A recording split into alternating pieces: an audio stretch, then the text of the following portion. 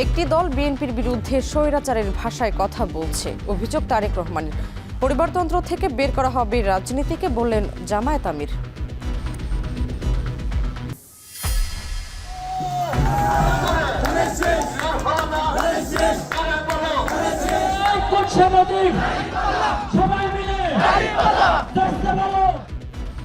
পাল্টাপাল্টি অভিযোগ আর প্রতিশ্রুতিতে সারা দেশে জমজমাট নির্বাচনী প্রচারণা।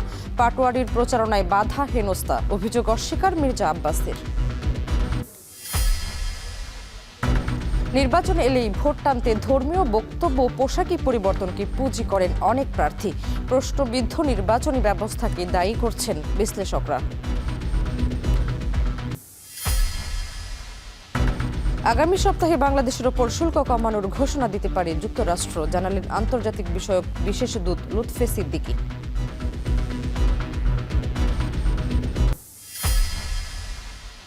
এবং আবারও আশ্বাসের বৃত্তিবন্দী তিস্তা মহাপরিকল্পনা। অপেক্ষা গড়ালো নির্বাচিত সরকারের সিদ্ধান্ত পর্যন্ত, দেশীয়ভাবে কাজ শুরুর দাবি।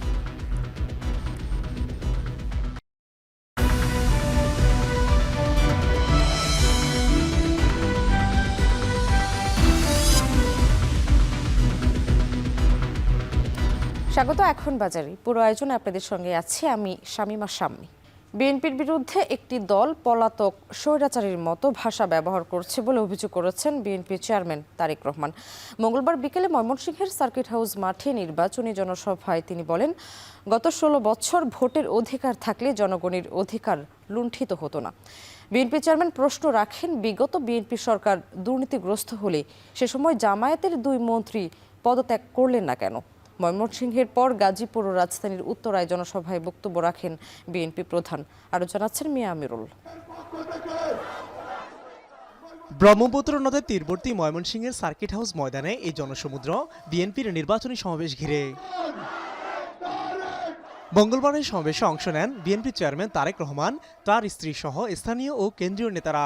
দীর্ঘ 22 বছর পর নেতার আগমন ঘিরে ময়মনসিংহ, শেরপুর, নেত্রকোনা ও জামালপুরের নেতাকর্মীদের উচ্ছ্বাস ছিল চোখে পড়ার মতো। শুরুতেই 12 ফেব্রুয়ারি জাতীয় সংসদ নির্বাচনে বিএনপি মনোনীত ময়মনসিংহ মহানগর সহ জেলাগুলোর 24 প্রার্থীকে সমাবেশে পরিচয় করিয়ে দেন বিএনপি চেয়ারম্যান তারেক রহমান। ভোট চান ধানের শীষের পক্ষে। এ সময় ফ্যামিলি কার্ড, কৃষক কার্ড, তরুণ ও নারী কর্মীদের কর্মসংস্থান, বিদেশে জনশক্তি রপ্তানি, চিকিৎসা ও যোগাযোগ ব্যবস্থার উন্নয়ন সহ রাষ্ট্র কাঠামো মেরামতে বিএনপির পরিকল্পনা তুলে ধরেন তিনি।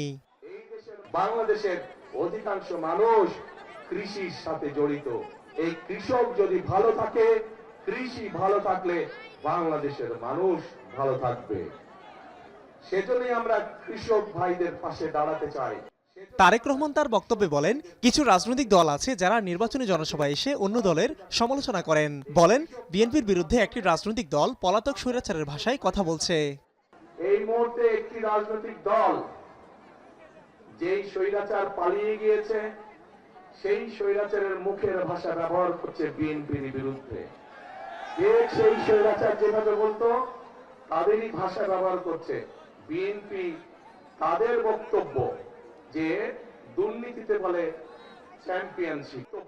বিএনপি চেয়ারম্যান প্রশ্ন করেন, বিগত বিএনপি সরকার দুর্নীতিগ্রস্ত হলে সে সময় জামায়াতের 2 মন্ত্রী পদত্যাগ করলেন না কেন? আমার প্রশ্ন, 2001 থেকে 2006 সাল পর্যন্ত তাদেরও তো 2 জন সদস্য বিএনপি সরকারে ছিল না? ছিল। তো বিএনপি যদি অতই খারাপ হয়, তাহলে ওই 2 ব্যক্তি কেন পদত্যাগ করে চলে আসেনি?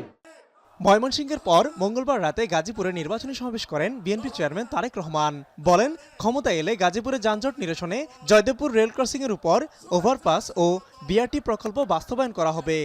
এদেরকে যদি জয়যুক্ত করা হয়, তাহলে এই যে খাল খননের কথা বললাম, এদেরকে যদি জয়যুক্ত করা হয়, তাহলে যে ফ্লাইওভারের কথা বললাম, এদেরকে যদি জয়যুক্ত করা হয়, তাহলে শ্রমিকদের আবাসনের কথা বললাম, এই সবগুলো কাজ, এই যে নারীদের জন্য ফ্যামিলি কার্ডের ব্যবস্থা, কৃষক, এই সবগুলো কাজ করা যাবে এই ধানের শীষ যাদের হাতে তুলে দিয়েছে এদেরকে জয়যুক্ত করলে পরে। গাজীপুরের পর রাত 1টায় রাজধানীর উত্তরায় নির্বাচনী সমাবেশে যোগ দিয়ে তারেক রহমান অভিযোগ করে বলেন, জনগণের অধিকার কেড়ে নিতে একটি পক্ষ এখনো ষড়যন্ত্র করছে। মিয়া আমিরুল, এখন, ঢাকা। 11 দলীয় ঐক্য ক্ষমতায় গেলে বাংলাদেশ নিরাপদ ও উন্নত রাষ্ট্রে পরিণত হবে বলে মন্তব্য করেছেন জামায়াত আমির ডাক্তার শফিকুর রহমান। মঙ্গলবার খুলনা, যশোর, সাতক্ষীরা ও বাগেরহাটি নির্বাচনী জনসভায় দলের আমির বলেন, ক্ষমতায় গেলে সরকারি অর্থায়নে যুব সমাজকে প্রশিক্ষিত করা হবে। দলটির নারীদের হেনস্থার অভিযোগ এনে বিএনপির সমালোচনা করেন তিনি। এছাড়া রাজনীতিকে পরিবারতন্ত্র থেকে বের করে আনার ঘোষণা দেন ডাক্তার শফিকুর রহমান। আরও জানাচ্ছেন সানি মৃধা। বাগেরহাটের খান জাহান আলী মাজার মাঠে জামায়াত আমিরের বিরামহীন নির্বাচনী প্রচারণার ৬ষ্ঠ দিনের শেষ জনসভা। সমাবেশস্থলে জামায়াত আমির ডাক্তার শফিকুর রহমান পৌঁছানোর আগে মাঠ ছাড়িয়ে সড়ক থেকে শুরু করে আশপাশের এলাকায় জড়ো হন দলটির কর্মী, সমর্থক, অনুরাগীরা। ডাক্তার শফিকুর রহমান মঞ্চে উঠলে স্লোগানে মুখরিত হয়ে ওঠে পুরো এলাকা। এ সময় আগত সমর্থকদের উদ্দেশ্যে জামায়াত আমির বলেন, মুক্তিযুদ্ধ ও ধর্মের নামে জাতিকে বিভক্ত করতে চায় কেউ কেউ। কিছু লোক জাতিকে বিভক্ত করেছে, মুক্তিযুদ্ধের পক্ষ বিপক্ষ, অমুক ধর্ম, ধর্মে ধর্মে ক্লেশ, চেতনার ক্লেশ, এগুলা লাগাই রেখেছে। আমরা এই সবগুলার কবর রচনা করে একটা ঐক্যবদ্ধ জাতি করতে চাই। বাগেরহাটের আগে খুলনায় 11 দলীয় নির্বাচনী জনসভায় অংশ নেন জামায়াত আমির। সেখানে তিনি জনগণের সম্পদ লুটকারীদের বিরুদ্ধে কঠোর হুঁশিয়ারি দেন। বলেন, ক্ষমতা গেলে বিদেশে পাচার হওয়া অর্থ ফিরিয়ে আনা হবে। তোমরা বুক চিতিয়ে লড়াই করে আমাদেরকে মুক্তি এনে দিয়েছো, তোমাদেরকে মোবারকবাদ।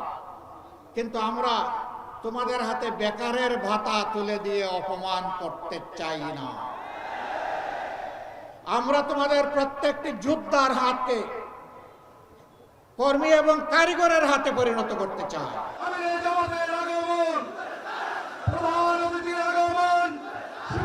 এদিন ক্লান্তহীন নির্বাচনী সমাবেশের শুরুটা হয় যশোর থেকে, যেখানে তিনি সবাইকে দাড়ি পাল্লায় ভোট দেওয়ার আহ্বান জানান। প্রতিশ্রুতি দেন যশোরকে সিটি কর্পোরেশনে উন্নতি করার। এই পাল্লার মাপে ইনশাআল্লাহ আমরা কোনো কম বেশ করব না।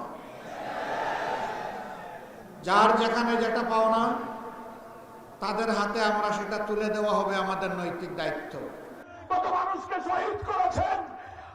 যশোরের জনসভায় দাঁড়িপাল্লার জন্য ভোট চেয়ে জামায়াত আমির যখন সাতক্ষীরায় আসেন, তখন সময় ঠিক 12টা।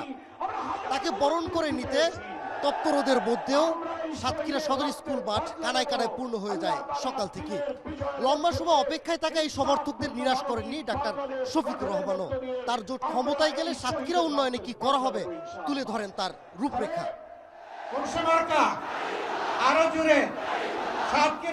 সাতক্ষীরার এই জনসভা মাঠ ছাড়িয়ে বিভিন্ন ভবনেও জড়ো হন 11 দলীয় সমর্থকরা। ক্ষমতায় গেলে যুব সমাজকে প্রশিক্ষিত করা ও নারীদের নিরাপত্তা নিশ্চিতের প্রতিশ্রুতি দেন ডাক্তার শফিকুর রহমান।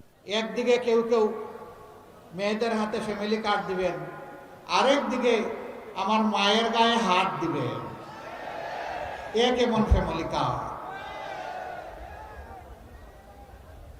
আপনি যদি সত্যি মাকে সম্মান করেন তাহলে সর্বত্র সম্মান দেখাতে হবে।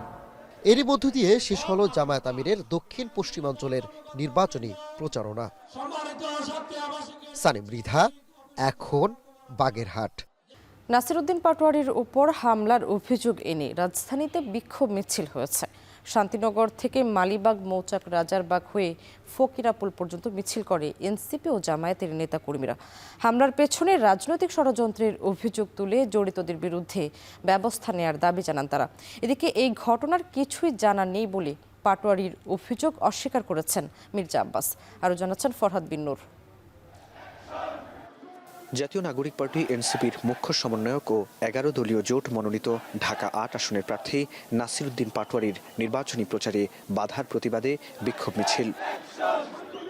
মঙ্গলবার বিকেলে শান্তিনগর থেকে মিছিলটি শুরু হয়, কয়েকটি এলাকা ঘুরে ফকিরাপুলে এসে শেষ হয়। মিছিলে এনসিপির নেতাকর্মীদের সাথে জামায়াত ও ছাত্র শিবিরের নেতাকর্মীরাও অংশ নেন।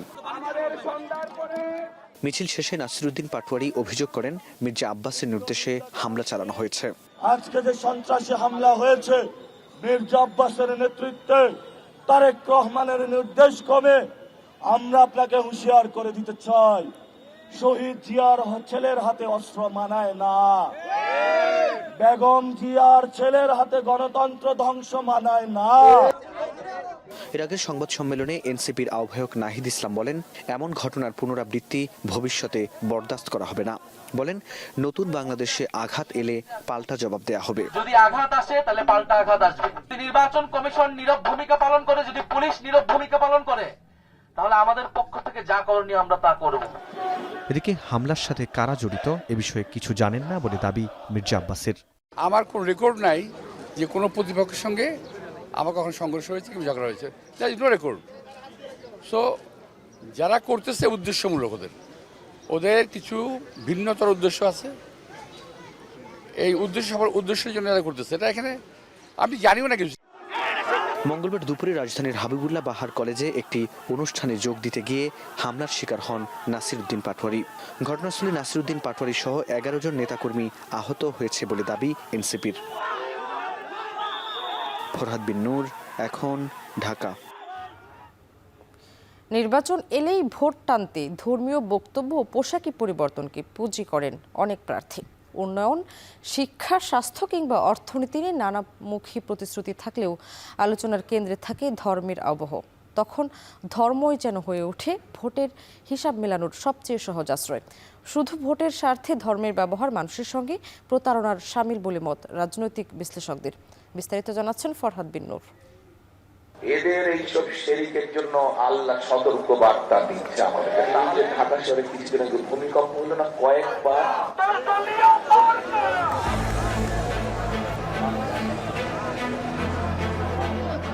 প্রতিপক্ষকে ঘায়েল করতেও ধর্মীয় শব্দের ব্যবহার, কখনো মুনাফিকি, কখনো শিরকি, কখনো বা মুফতি বলে চলে রাজনৈতিক আক্রমণ। বিলেত থেকে মুফতি ফতোয়া দিয়ে দিচ্ছেন যে কিডা মুশরিক আর কিডা কাফের। শুধু তাই নয়, নির্বাচন এলেই রাজনীতির অঙ্গনে শুরু হয় ধার্মিকতা প্রদর্শনের হুড়োহুড়ি। সারা বছর মাথায় টুপি উঠুক বা না উঠুক, ভোটের মাঠে নামতেই তাদের মাথায় টুপি স্থায়ী হয়। পোশাক বদলায়, বক্তব্যে ঢুকে পড়ে ধর্মীয় উক্তি। ধর্মীয় বিশ্বাস থাকুক বা না থাকুক, ভোটের মাঠে প্রার্থীরা যেন হয়ে ওঠেন সাচ্চা ধার্মিক। যদি হাত পাখা কুর্তিকে ভোট দেন, তাহলে ভোটটা পাবে আল্লাহর নবী।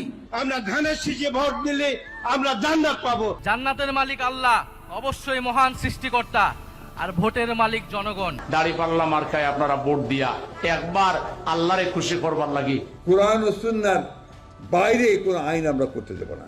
রাজনীতির এই সংস্কৃতি দেশে নতুন নয়, বেশ পুরনো।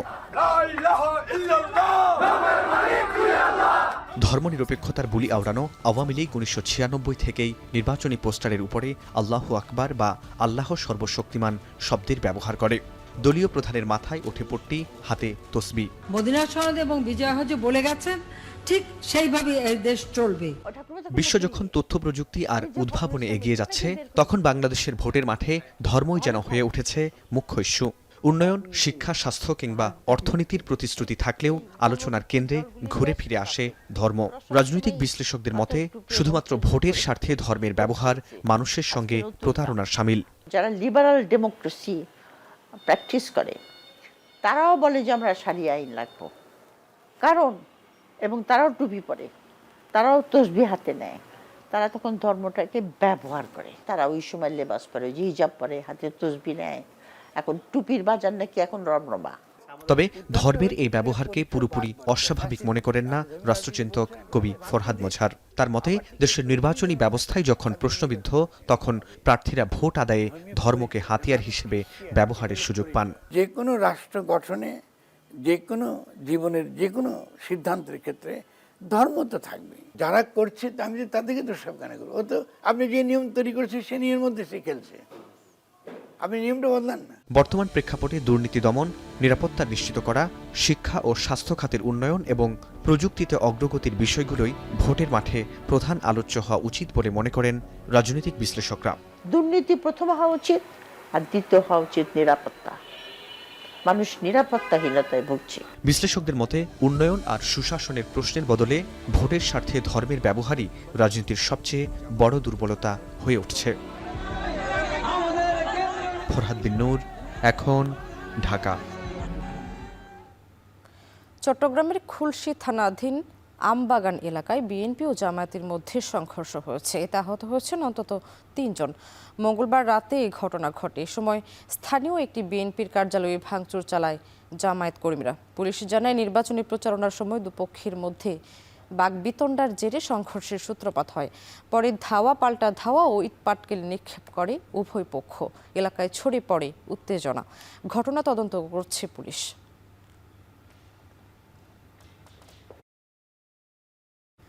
দীর্ঘ ১৯ বছর পর কাল পিতৃভূমি বগুড়ায় যাচ্ছেন বিএনপির চেয়ারম্যান তারেক রহমান। তার আগমন উপলক্ষে জনসভাস্থল প্রস্তুতে ব্যস্ত নেতাকর্মীরা বলছেন, বগুড়া ৬ আসন থেকে বিপুল ভোটে জয়ী করে সামনে তারেক রহমানকে প্রধানমন্ত্রী হিসেবে দেখতে চান তারা। মাজিদুর রহমানের প্রতিবেদন আর ছবি তুলেছেন সাইফুল ইসলাম সাগর। বগুড়ার সন্তান বিএনপির ভারপ্রাপ্ত চেয়ারম্যান তারেক রহমান লন্ডনে প্রধান উপদেষ্টা ডক্টর মোহাম্মদ ইউনূসের সাথে আলাপকালে তাকে বলেছিলেন নিজ এলাকা ফুলতলায় একটি পার্কের কথা। ঘরের ছেলের ঘরে ফেরা উপলক্ষে তার উদ্যোগে নির্মিত পার্ক আনন্দ সরোবরের পরিষ্কার পরিচ্ছন্নতার কাজ চলছে। ২০০৬ সালে তৈরি হওয়া এই পার্কটি রাজনৈতিক কারণে এতদিন অবহেলিত ছিল, এখন ফিরেছে নতুন রূপে। জায়গাটা অনেক পরিষ্কার হয়েছে, পাশে স্কুল কলেজ আছে, বাচ্চারা এখানে খেলতে পারবে। বিশেষ করে বাচ্চার অভিভাবক যারা আছে তারা অনেকটা সময় এখানে ব্যয় করতে পারবে। এখন যতটা সুন্দর করা হয়েছে সুন্দরটাকে ধরে রাখতে হবে, প্রশাসনের দৃষ্টি রাখতে হবে, প্লাস আমরা যারা এলাকার আছি সবাই এটা সুনজর যেন আমরা নিজেরা পরিষ্কার রাখতে পারি। আমার স্কুল ছুটি হয়ে গেছে, এখন আমরা দৌড়াদৌড়ি করতেছি, খেলতেছি। এই জায়গাটা অনেক সুন্দর হয়েছে। শুধু পার্ক নয়, তারেক রহমানের উদ্যোগে নির্মিত রাস্তাঘাট সহ সকল অবকাঠামো সাজানো হচ্ছে নতুন সাজে। নেতাকর্মীরা অধীর আগ্রহে আছেন তাদের প্রিয় নেতা ও বগুড়ার সন্তানকে বরণ করতে। এখন বগুড়ার মানুষ অত্যন্ত আনন্দিত, উচ্ছ্বাসিত এবং তারা অধীর আগ্রহে অপেক্ষা করছে তাদের প্রিয় নেতাকে এক নজর দেখার জন্য। তাকে স্বাগত জানানোর জন্য বিভিন্ন রকম প্রস্তুতি জেলা বিএনপির নেতৃত্বে সমস্ত অঙ্গদল এবং সাধারণ জনগণও তারা বিভিন্নভাবে প্রস্তুতি গ্রহণ করেছে। ১৯ বছর আগে দলের সিনিয়র মহাসচিব হিসেবে তারেক রহমান বগুড়ায় এসেছিলেন। প্রায় ২ দশক পর দলের শীর্ষ নেতা হয়ে আবারও আসছেন বগুড়ায়। তাকে স্বাগত জানাতে প্রস্তুত বগুড়াবাসী। নির্বাচনী আচরণবিধি মেনে সাজানো হয়েছে তার সফরের অনুষ্ঠান সূচি। ১৯ বছর পর নিজ জেলায় আগমন, তাও আবার নির্বাচনী প্রচারণার মাধ্যমে। তার নির্বাচনী এলাকা বগুড়া ৬ আসনে তারেক রহমান যে ভোট পাবে তা ইতিহাস সৃষ্টি করবে বলে প্রত্যাশা বিএনপি নেতাদের। দীর্ঘ ১৯ বছর পর তিনি যখন বগুড়ায় ফিরছেন, বগুড়াবাসীর প্রত্যাশা ঘরের সন্তান ঘরে ফিরে আসুক এবং বগুড়ার ৫০ লক্ষ মানুষের পক্ষ থেকে তাকে অভিনন্দন। আমরা আমাদের প্রিয় নেতা জনাব তারেক রহমানকে আগামী দিন বগুড়া থেকে বিজয়ী করে আমরা চাই তিনি সারা বাংলাদেশের নেতৃত্ব দিবে। ২৯ জানুয়ারি বগুড়ায় আসছেন বিএনপি চেয়ারম্যান তারেক রহমান। জনসভা ছাড়াও নির্বাচনী মাঠে প্রচারণায় অংশ নেওয়ার কথা রয়েছে তার। এখন বগুড়া প্রাকৃতিক সৌন্দর্য আর গ্যাস বিদ্যুতে সমৃদ্ধশালী জেলা হয়েও বারবার ক্ষমতার পালা বদলেও ভাগ্য বদলায়নি ভোলার নারী ভোটারদের। নির্বাচন ঘিরে এবার বদলের প্রত্যাশায় এ জেলার নারীরা। নিরাপদ জীবন, সহিংসতামুক্ত পরিবেশ আর কর্মসংস্থান নিশ্চিত করতে উন্নয়নমুখী নেতৃত্ব চান তারা। ইমতিয়াজুর রহমানের প্রতিবেদন আর ছবি তুলেছেন অঙ্কুর রায়। দ্বীপ জেলা ভোলায় ভোটের মাঠে এখন বড় শক্তি নারী ভোটাররা। জেলার ৪টি সংসদীয় আসনে মোট ভোটার সংখ্যা ১৬,৯২,৬৮৮ জন, যার মধ্যে নারী ভোটার ৮,১২,৭৭৫ জন। জেলায় গড়ে উঠেছে নারী উদ্যোক্তাদের নতুন প্রজন্ম। সহজ শর্তের ঋণ ও প্রশিক্ষণের অভাবে অনেক উদ্যোগ থেমে যাচ্ছে। আর নারী শিক্ষার্থীরা বলছেন নিরাপদ শিক্ষা পরিবেশ ও ভোলাতেই কর্মসংস্থানের সুযোগ। এছাড়াও চাকরিজীবী নারীদের দাবি সমান সুযোগ, নিরাপদ কর্মক্ষেত্রের নিশ্চয়তা। বিনা সুদের ঋণটা পাই যাতে আমরা ক্ষুদ্র উদ্যোক্তা যারা আছি বা নতুন যারা শুরু করেছি তাদের কার্যক্রম যেন সহজতর হয়। নারীর শিক্ষায় বিভিন্ন সুযোগ সুবিধা দিবে, যাতে বাল্যবিবাহটা বিশেষ করে বন্ধ করবে। নারীদের সেফটি জিনিসটা একটু ভালোভাবে এটা নজর দেওয়া হোক। ভোলায় পারিবারিক ও সামাজিক সহিংসতার শিকার নারীর সংখ্যাও উদ্বেগজনক। অনেক নারী আইনের আশ্রয় নিলেও বিচার পেতে দেরি হয়। কেউ কেউ পান না কাঙ্ক্ষিত ন্যায় বিচার। তাদের প্রত্যাশা নতুন সরকার যেন বিচার ব্যবস্থাকে কার্যকরের পাশাপাশি নারীদের নিরাপত্তা নিশ্চিত করে। কর্মক্ষেত্রে যাতে তারা সুযোগ সুবিধা পায় এবং সর্বোপরি তাদের নিরাপত্তা যাতে সবসময় নিশ্চিত করা হয়। নির্যাতনের শিকার যে নারী যারা আসেন তাদেরকে তারা এমনভাবে আনে যে তারা অফিস পর্যন্ত আনার যে ব্যয়টা তারাও যদি সেখানে সহযোগিতাটা করে, আর আইনের যে লিগ্যাল এডের আইনজীবী যারা রাখে তারাও যেন তাদেরকে সঠিক সময়টা দেয়। বিচ্ছিন্ন দ্বীপ জেলা হলেও ভোটের সিদ্ধান্তে পিছিয়ে নেই ভোলার নারীরা। নিরাপদ জীবন আর সম্মানের রাজনীতি, এই প্রত্যাশা নিয়েই তারা তাকিয়ে আছে নতুন সরকারের দিকে। ইমতিয়াজুর রহমান, এখন, ভোলা। আবারও আশ্বাসের বৃত্তে বন্দী হলো তিস্তা মহাপরিকল্পনা। চলতি জানুয়ারিতে কাজ শুরুর প্রতিশ্রুতি দিয়েও কথা রাখতে পারল না অন্তর্বর্তী সরকার। দফায় দফায় গণশুনানি সমীক্ষা সত্ত্বেও ভূ রাজনীতির দোহাই দিয়ে ঝুলে থাকা এই স্বপ্নের অপেক্ষা গড়ালো নতুন সরকারের সিদ্ধান্তের উপর। বিস্তারিত জানাচ্ছেন মোকাররম হোসেন, আর ছবি তুলেছেন আশিকুর রহমান। তিস্তার দুঃখ ঘুচল না এবারও, মরা নদীতে হলো না পানির সঞ্চার। বসতভিটা হারানো কিংবা ঘর ভাঙা মানুষের হারানো সম্পদ পুনরুদ্ধারের আশা আবারও রূপ নিল অপেক্ষায়।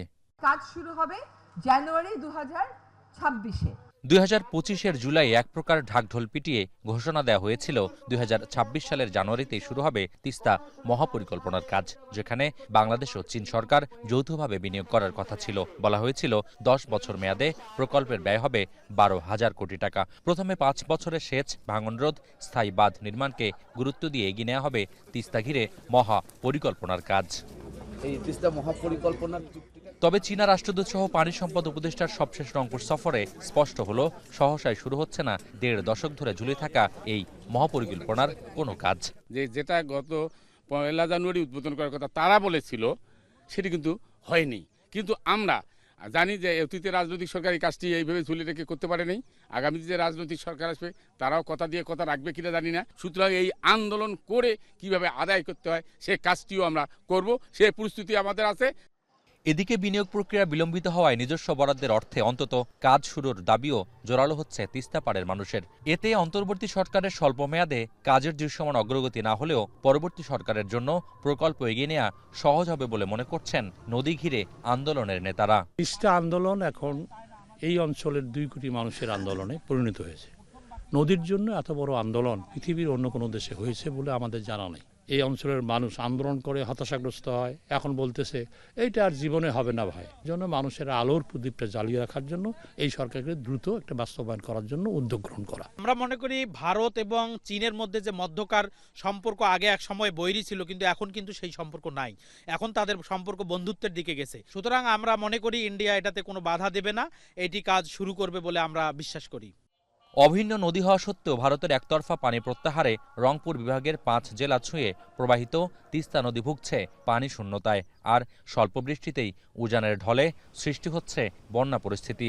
এমন পরিস্থিতিতে নদী ঘিরে নানা উন্নয়নের আশ্বাস ঝুলে আছে 1 যুগ ধরে। প্রকল্প বাস্তবায়নে 12,000 কোটি টাকায় ব্যয় অনুমান করে সমীক্ষা শেষ করেছে বাংলাদেশ। এর মধ্যে প্রথম পর্যায়ে চীন থেকে 6,700 কোটি টাকার ঋণ চেয়েছে বাংলাদেশ সরকার। সরকার আসে, সরকার যায়, লম্বা হয় তিস্তা ঘিরে প্রতিশ্রুতির বহর। অন্তর্বর্তীকালীন সরকারের কোর্টে যখন তিস্তা মহাপরিকল্পনা বাস্তবায়নের বল, তখনও এই সরকার গোল দিতে ব্যর্থ। আবারও বল ঠেলে দেওয়া হলো নির্বাচিত সরকারের হাতে। তবে এই পরিকল্পনা কিভাবে, কখন এবং কোন উপায়ে বাস্তবায়ন হবে সেটির স্পষ্ট কোনো ব্যাখ্যা মিলল না অন্তর্বর্তীকালীন সরকারের উপদেষ্টার সবশেষ সফরে। তাই আবারও অপেক্ষা, আবারও দিন গণনা তিস্তা বিদগ্ধ 5 জেলার 2 কোটি মানুষের। রংপুরের কাউনিয়া থেকে মোকাররম হোসেন, এখন। নওগাঁয় পাইকারিতে মাছ ও মুরগির সরবরাহ বেড়েছে। সপ্তাহ ব্যবধানে মাছের দাম কেজিতে 50 টাকা এবং মুরগি 15 থেকে 20 টাকা কমেছে। আরও জানাতে পৌর পাইকারি মাছের আড়ত থেকে যুক্ত হচ্ছেন আব্বাস আলী। আব্বাস, জানাবেন মাছ মাংসের দরদাম, আর একই সঙ্গে জানাবেন ক্রেতা বিক্রেতার প্রতিক্রিয়া।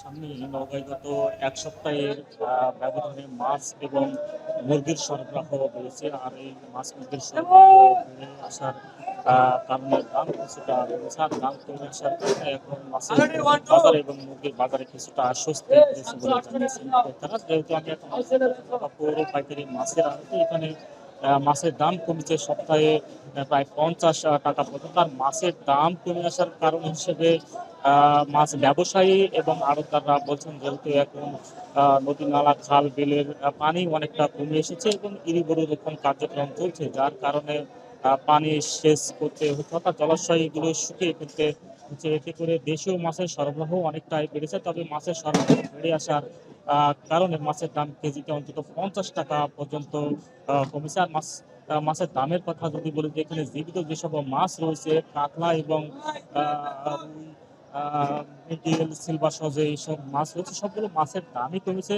তবে 4 থেকে 5 কেজি ওজনের কাতলা মাছ বিক্রি হচ্ছে এখানে 400 থেকে 450 টাকা কেজি। ছোট সাইজের 1 থেকে 2 কেজি ওজনের মাছ 220 থেকে 240 টাকা কেজি। 3 থেকে 4 কেজি ওজনের রুই মাছ বিক্রি হচ্ছে 300 থেকে 340-50 টাকা পর্যন্ত এখানে বিক্রি হতে আমরা দেখেছি। এবং রুইয়ের 1 থেকে 2 কেজি ওজনের বিক্রি হচ্ছে 240 থেকে 250 টাকা কেজি। সিলভার কাপ মাছ বিক্রি হচ্ছে 1 থেকে 3 কেজি ওজনের 200 থেকে 220 টাকা। এবং ব্রিগেড মাছও একই দামে বিক্রি হচ্ছে। তবে দেশীয় যেসব মাছ রয়েছে, শিং, টেন্ডা, গুছি, এগুলো চড়া দামে বিক্রি হলেও দাম কমে এসেছে বলে জানিয়েছেন এখানকার ব্যবসায়ীরা। শিং মাছ বিক্রি হচ্ছে 400 থেকে 450 টাকা, ট্যাংরা মাছ বিক্রি হচ্ছে 300 থেকে 450-500 টাকা পর্যন্ত। তবে সবচেয়ে বেশি যে মাছ বিক্রি হচ্ছে গুছি মাছ, এগুলো বিক্রি হচ্ছে 900 থেকে প্রায় 1000 টাকা কেজি পর্যন্ত। তবে সাধ্যের মধ্যে যে মাছ রয়েছে, পাঙ্গাস মাছ, এগুলো বিক্রি হচ্ছে 130 থেকে 140 টাকা কেজি পর্যন্ত। অপরদিকে মুরগির দামের কথা যদি বলি, যে মুরগির উৎপাদন এখন তুলনামূলক বেড়েছে এবং হাট বাজার গুলোতে বা পাইকারিতে এই মুরগির সরবরাহ বেড়ে আসার কারণে দাম কিছুটা কমছে। অর্থাৎ কেজিতে প্রায় 15 থেকে 20 টাকা পর্যন্ত এই মুরগির দাম কমেছে। এখানে ব্রয়লার মুরগি বিক্রি হচ্ছে 160 থেকে 170 টাকা কেজি, অর্থাৎ প্রকার ভেদে বিক্রি হচ্ছে। এবং লাল বা সোনালী যেসব মুরগি রয়েছে, এগুলো বিক্রি হচ্ছে 240 টাকা থেকে 260 টাকা কেজি। বিবি 3 জাতের মুরগি বিক্রি হচ্ছে 240 থেকে 250 টাকা কেজি। এবং পাকিস্তানের সোনালী মুরগি বিক্রি হচ্ছে 250 থেকে 260 টাকা কেজি। মুরগির বাজার এবং মাছের দাম কমে আসার কারণে অনেকটা স্বস্তি পেয়েছে বলে জানিয়েছেন ক্রেতা এবং ব্যবসায়ী। তো এই ছিল আমার কাছে মুরগি এবং মাছের দাম নিয়ে সবশেষ। দর্শক, নওগাঁ থেকে মাছ ও মুরগি বাজারের সবশেষ জানাচ্ছিলেন আব্বাস আলী। যুক্তরাষ্ট্রের পক্ষ থেকে চলতি সপ্তাহের শেষ দিকে কিংবা আগামী সপ্তাহের শুরুর দিকে বাংলাদেশের উপর আরোপিত পাল্টা শুল্ক কমানোর ঘোষণা আসতে পারে বলে জানিয়েছেন প্রধান উপদেষ্টার আন্তর্জাতিক বিষয় সংক্রান্ত বিশেষ দূত লুৎফে সিদ্দিকী। মঙ্গলবার রাজধানীর ফরেন সার্ভিস একাডেমিতে সংবাদ সম্মেলনে কথা জানান তিনি। প্রেসিডেন্ট ট্রাম্পের অ্যাটেনশনটা লাগবে, because ultimately the decision is by him. এখন এই মিটিং এর পর আজকে ওনার ডেপুটি, তারপর আমাদের চিফ নেগোসিয়েটর, ওনাদের সাথে আমার হোয়াটসঅ্যাপে ইমেলে এক্সচেঞ্জ হওয়ার পর একটু আমাদেরকে আশ্বাস দিল যে আমাদের যেটা এখন আছে 20% রেসিপ্রোকাল ট্যারিফ, এটা আমরা কিছু ইমপ্রুভমেন্ট পেতে পারি। প্রায় 3 বছর ধরে চলা গৃহযুদ্ধে বিপর্যস্ত সুদানের শিক্ষা খাত। সেভ দ্য চিলড্রেন বলছে, সংঘাত সহিংসতায় প্রায় 1.5 বছরের বেশি সময় ধরে বন্ধ বেশিরভাগ শিক্ষা প্রতিষ্ঠান। বঞ্চিত হচ্ছে 80 লাখেরও বেশি শিশু। দ্রুত ব্যবস্থা না নিলে পরিস্থিতি আরও অবনতির শঙ্কা সংস্থাটির। বিস্তারিত জানাচ্ছেন অর্ণব প্রসাদ। 3 মাস পেরিয়ে কয়েক বছর, সময়ের সঙ্গে পাল্লা দিয়ে সংকট ভারী হচ্ছে গৃহযুদ্ধ কবলিত সুদানে। একদিকে দেশটির আধা সামরিক বাহিনী র্যাপিড সাপোর্ট ফোর্সেস RSF এর হামলার শঙ্কা, অন্যদিকে ক্ষুধার যন্ত্রণা, পর্যাপ্ত শিক্ষা ও চিকিৎসা সংকট, সব মিলিয়ে দুঃখ দুর্দশার অন্ত নেই সুদানের বাস্তুচ্যুতদের। জাতিসংঘের মানবিক বিষয়ক সমন্বয় অফিসের তথ্য মতে সুদানে 3 কোটিরও বেশি মানুষের জরুরি ভিত্তিতে মানবিক সহায়তা প্রয়োজন। সবচেয়ে বেশি ভয়াবহ অবস্থা দারফুর ও কর্দোফান অঞ্চলে। গেল বৃহস্পতিবার সুদানের মানবিক সংকট নিয়ে প্রতিবেদন প্রকাশ করে সেভ দ্য চিলড্রেন।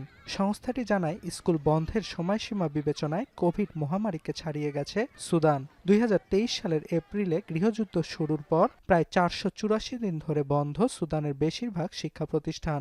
শিক্ষণ কার্যক্রম থেকে বঞ্চিত দেশটির 80 লাখেরও বেশি শিশু। সেভ দ্য চিলড্রেনের শঙ্কা, এখনই উপযুক্ত ব্যবস্থা না নিলে একটি পুরো প্রজন্ম শিক্ষার আলো থেকে বঞ্চিত হবে। এরই মধ্যে পড়াশোনা ছেড়ে জীবিকা নির্বাহের পথ বেছে নিয়েছে অনেক শিশু। It means that these children will never have the same chance of continuing education. Most of those children will potentially never go back to school. The girls will likely be forced into child marriage. এদিকে জীবন বাঁচাতে গৃহস্থালির বাইরেও কাজ শুরু করছেন নারীরা। পুরুষতান্ত্রিক বাধ্যবাধকতা ভুলে বাস্তুচ্যুত মায়েরা সন্তানের মুখে দুমুঠো খাবার তুলে দিতে প্রখর রোদেও কাজ করছেন। তবুও দিন শেষে বঞ্চিত হচ্ছেন পর্যাপ্ত মজুরি থেকে। Medical and relief aid to displaced families, but we also help the women turn into breadwinners who earn their living instead of just receiving aid. সুদানে সেনাবাহিনী ও আধা সামরিক আরএসএফ এর মধ্যকার চলমান সংঘাতের কারণে ভিটেমাটি হারিয়ে বাস্তুচ্যুত আনুমানিক 1,36,00,000 মানুষ। এ সময় প্রাণ হারিয়েছেন কয়েক হাজার মানুষ। এছাড়া ভয়াবহ যৌন সহিংসতার শিকার হয় অনেক নারী। অর্ণব প্রসাদ, এখন বিশ্ব। যুক্তরাষ্ট্র সমর্থিত ফিলিস্তিনি প্রশাসনে গাজার 10,000 পুলিশ কর্মকর্তার অন্তর্ভুক্তি চায় শাসক দল হামাস। নিরস্ত্রীকরণ নিয়ে আলোচনার আগে নিজস্ব নিরাপত্তা বাহিনীর ভবিষ্যৎ ভূমিকা খতিয়ে দেখছে সংগঠনটি। অন্যদিকে গাজা নিয়ে ট্রাম্প প্রশাসনের কথিত মাস্টার প্ল্যানের আওতায় উপত্যকার ভবিষ্যৎ চিত্র কেমন হবে সেটি এখন আলোচনায়। বিস্তারিত প্রতিবেদনে দেখুন। মার্কিন প্রেসিডেন্ট ডোনাল্ড ট্রাম্পের জামাতা ও আবাসন ব্যবসায়ী জেরেড কুশনার গেল সপ্তাহে সুইজারল্যান্ডের দাভোসে ওয়ার্ল্ড ইকোনমিক ফোরামে যুদ্ধ পরবর্তী গাজা নিয়ে এক মাস্টার প্ল্যান তুলে ধরেন। ফিলিস্তিনিদের সাথে কোনো রকম আলোচনা ছাড়াই গাজার নগর কাঠামো কেমন হবে তার একটি চিত্র তুলে ধরা হয় এই মাস্টার প্ল্যানে, যার মধ্যে রয়েছে আবাসিক ভবন, তথ্য কেন্দ্র, সমুদ্র তীরবর্তী অবকাশ যাপন কেন্দ্র, পার্ক, খেলাধুলার ব্যবস্থা এবং একটি বিমানবন্দর। গাজার বিদ্যমান নগর কাঠামো পুরোপুরি মুছে ফেলে এর নগরায়নের পুঙ্খানুপুঙ্খ ম্যাপ তৈরি করে এই মাস্টার প্ল্যানের কোনো বিকল্প হবে না বলেও হুঁশিয়ারি দেন জেরেড কুশনার। যদিও 2 থেকে 3 বছর মেয়াদী এই প্রকল্পের অর্থায়ন কিভাবে হবে তার বিস্তারিত জানাননি তিনি। এছাড়া এই সময়ে হাজার হাজার বাস্তুচ্যুত ফিলিস্তিনিদের আবাসন নিয়েও কোনো দিক নির্দেশনা দেওয়া হয়নি এই মাস্টার প্ল্যানে। তবে গাজা থেকে ইসরায়েলি সেনাবাহিনী প্রত্যাহার আর হামাসের পুরোপুরি নিরস্ত্রীকরণ প্রক্রিয়া সম্পন্ন হলেই এই প্রকল্পের কাজ শুরু হবে বলে জানান জেরেড কুশনার। এদিকে নিরস্ত্রীকরণ আলোচনার আগে নিজস্ব নিরাপত্তা বাহিনীর ভবিষ্যৎ ভূমিকা খতিয়ে দেখছে ফিলিস্তিনের স্বাধীনতাকামী সংগঠন হামাস। যুক্তরাষ্ট্র সমর্থিত ফিলিস্তিনি প্রশাসনে গাজার 10,000 পুলিশ কর্মকর্তার অন্তর্ভুক্তি চায় হামাস। শুধু তাই নয়, এই 10,000 পুলিশ কর্মকর্তা সহ হামাসের অধীনে কাজ করা 40,000-এরও বেশি কর্মচারী ও নিরাপত্তা সদস্যদের অধিকার রক্ষা এবং তাদের নতুন প্রশাসনে অন্তর্ভুক্ত করার দাবি জানিয়েছে শাসক দলটি। بعد إصدار قيادة حركة حماس التعليمات والتوجيهات للجهات الحكومية والمؤسسات الإدارية في قطاع غزة والمسؤولين عن إدارة الحكم بتجهيز أنفسهم لتسليم كل الملفات والمجالات إلى الحكومة. এদিকে ইসরায়েল গাজার ভবিষ্যৎ শাসনে হামাসের যে কোনো ভূমিকার কড়া বিরোধিতা করছে। গেল সোমবার সংসদে প্রধানমন্ত্রী বেনিয়ামিন নেতানিয়াহু বলেছেন, গাজায় পরবর্তী ধাপের লক্ষ্য এর পুনর্গঠন নয়, বরং হামাসকে নিরস্ত্রীকরণ। যুক্তরাষ্ট্রের মধ্যস্থতায় অক্টোবরে হয় যুদ্ধবিরতি চুক্তি। অবশ্য দুই পক্ষই চুক্তি ভঙ্গের অভিযোগ করে আসছে। বার্তা সংস্থা রয়টার্স বলছে, গাজার প্রায় অর্ধেক এলাকার নিয়ন্ত্রণ হামাসের।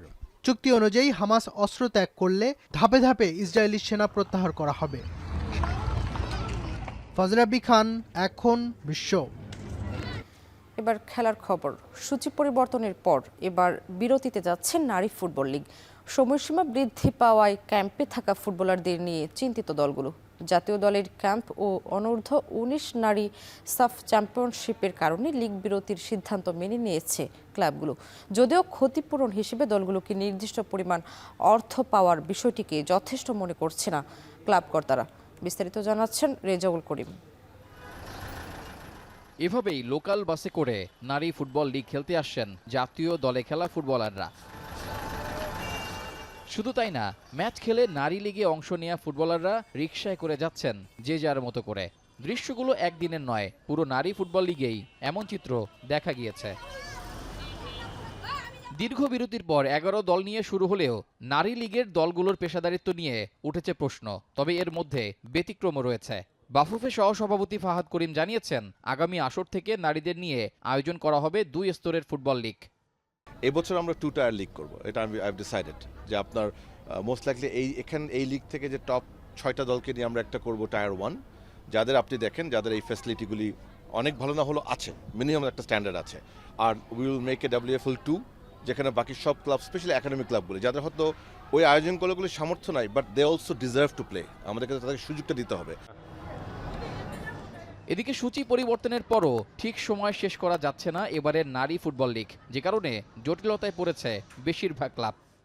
এখন যখন এইটা বেড়ে গেছে, টাইমটা বেড়ে গেল, নিশ্চয়ই আমাদের সব কিছুই বেড়ে যাবে। আগে যেমন খরচ ছিল যেটা, তার প্রায় 1.5 গুণ খরচ হয়ে যাবে এখন। এই জন্যই আমরা অনেকটাই বিপদে আছি। এটা কি কোনো ক্ষতিপূরণ? 50,000 টাকা যদি দেয়, আমাদের কত প্রতিদিন আমাদের খরচ আছে 20,000 টাকা। এত কিছুর পরও মেয়েদের খেলার সুযোগ তৈরি হওয়ায় এবারে নারী লীগ নিয়ে আশা দেখছেন সংশ্লিষ্টরা। এশিয়ান কাপের জন্য করা ক্যাম্পে নারী লীগ থেকে 2 থেকে 3 জন ফুটবলারকে ডাকতে পারেন পিটার বাটলার, এমনটাই জানিয়েছেন বাফুফে সহ সভাপতি। এই লিগ থেকে উনি বোধহয় 2 না 3টে প্লেয়ারকে he has identified. Rezaul Karim, এখন, ঢাকা। যুক্তরাষ্ট্র এবং ইউরোপের চলমান অস্থিরতার মাঝে এবার দেশে দেশে উঠেছে ফুটবল বিশ্বকাপ বয়কটের ডাক। এই তালিকায় আছে সাবেক 2 বিশ্ব চ্যাম্পিয়ন জার্মানি ও ফ্রান্সও। ফিফার সাবেক সভাপতি সেপ ব্ল্যাটারও মত দিয়েছেন বয়কটের পক্ষে। বিস্তারিত জানাচ্ছেন জুবায়ের আহমেদ। যুক্তরাষ্ট্র, কানাডা ও মেক্সিকোতে অনুষ্ঠেয় ফিফা বিশ্বকাপের বাকি মোটে 5 মাস গ্রেটেস্ট শো অন আর্থকে কেন্দ্র করে উত্তাপ ফুটবল দুনিয়ায়। যদিও ফিফার এই উন্মাদনায় ধাক্কা দিচ্ছে রাজনীতি। গ্রিনল্যান্ড ইস্যুতে বর্তমানে মুখোমুখি অবস্থানে মার্কিন প্রেসিডেন্ট ডোনাল্ড ট্রাম্প এবং ইউরোপের দেশগুলো। আর এ ঘটনায় শঙ্কার মুখে সাবেক বিশ্ব চ্যাম্পিয়ন জার্মানি, ফ্রান্সের মতো দলগুলোর বিশ্বকাপে অংশগ্রহণ। গ্রিনল্যান্ড ইস্যুতে সমর্থন না পাওয়া ইউরোপের দেশগুলোর উপর ক্রমাগত শুল্ক আরোপ করে চলেছেন মার্কিন প্রেসিডেন্ট, যাতে ফুঁসে উঠেছে দেশগুলো। 4 বারের বিশ্ব চ্যাম্পিয়ন জার্মানির ফুটবল ফেডারেশনের কর্মকর্তা ওকে গটলিচ সম্প্রতি সরকারের কাছে বিশ্বকাপ বয়কটের অনুরোধ করেন। 2 বারের বিশ্ব চ্যাম্পিয়ন ও সবশেষ আসরের ফাইনালিস্ট ফ্রান্সও ভাবছে বিশ্বকাপ বয়কটের কথা। দেশটির ক্রীড়ামন্ত্রী মারিনা ফেরারি জানিয়েছেন, আপাতত বয়কটের ইচ্ছে না থাকলেও ভবিষ্যতে রাজনৈতিক গতি প্রকৃতির উপর সিদ্ধান্ত বদল হতে পারে। সবশেষে এই তালিকায় যুক্ত হয়েছেন সাবেক ফিফা প্রেসিডেন্ট সেপ ব্ল্যাটার। 17 বছর ধরে বিশ্ব ফুটবলের শীর্ষ পদে থাকা ব্ল্যাটার সম্প্রতি এক টুইটার পোস্টে বয়কট আন্দোলনের প্রতি নিজের সমর্থন ব্যক্ত করেন। সুইজারল্যান্ডের এক আইনজীবীর লেখা নিবন্ধের জবাবে তিনি লিখেছেন, বয়কট ইস্যুতে এমন অবস্থানই যথাযথ। এছাড়া বিশ্বকাপ বয়কটের ডাকে নেদারল্যান্ডসেও দেখা দিয়েছে ব্যাপক সাড়া। বয়কট আহ্বানে সমর্থন জানিয়ে এখন পর্যন্ত পিটিশনে সই করেছেন 1.5 লাখের বেশি মানুষ। জুবায়ের আহমেদ, এখন। শেষ করছি এখন বাজারে, তবে তার আগে শিরোনামগুলো আরো একবার। একটি দল বিএনপির বিরুদ্ধে স্বৈরাচারীর ভাষায় কথা বলছে, অভিযোগ তারেক রহমানের। পরিবারতন্ত্র থেকে বের করা হবে রাজনীতিকে, বললেন জামায়াত আমির।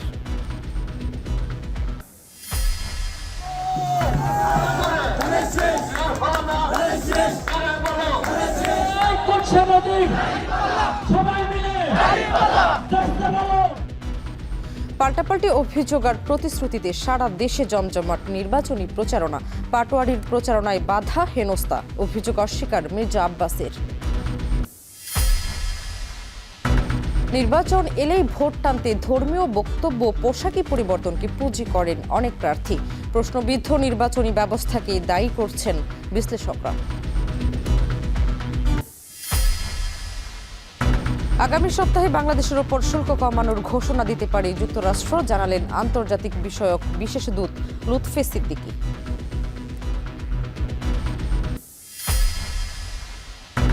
এবং আবারও আশ্বাসের বৃত্তিবন্দী তিস্তা মহাপরিকল্পনা। অপেক্ষা গড়ালো নির্বাচিত সরকারের সিদ্ধান্ত পর্যন্ত, দেশীয়ভাবে কাজ শুরুর দাবি।